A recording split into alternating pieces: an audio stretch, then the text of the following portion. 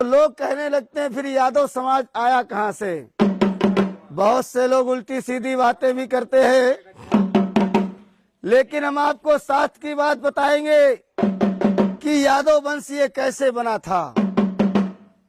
कहते हैं भगवान श्री कृष्ण की 16,108 रानियां थी, लेकिन 16,100 उनकी गोपिकाएं थी।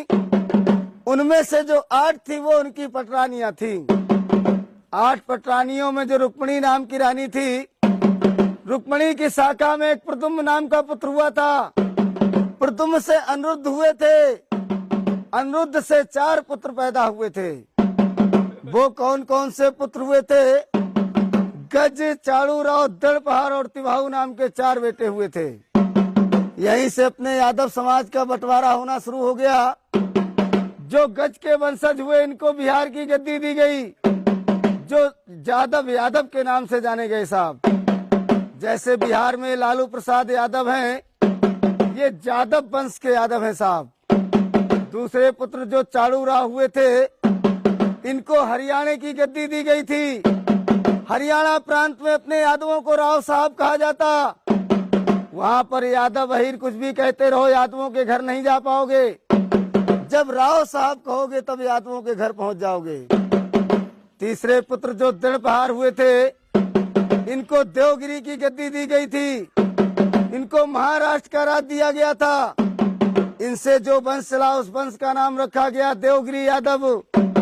चौथे पुत्र जो प्रीतिवाह हुए थे, उनसे रोहिले यादव यदुवंशी यादव बने थे साहब।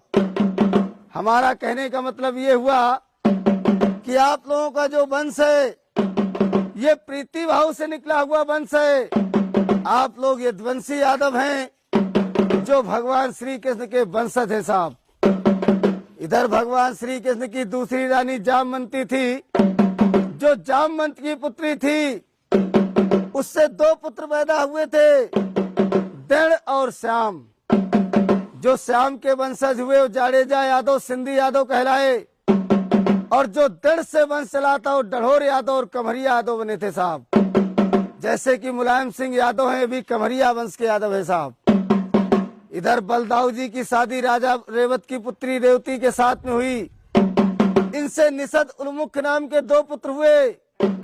इनको महोबे मध्य प्रदेश का राज दिया गया, जो बनाफर यादव और दौआ यादव के नाम से जाने गए साहब। ये जो अलाउद्दीन थे बनाफर कुली के यादव थे।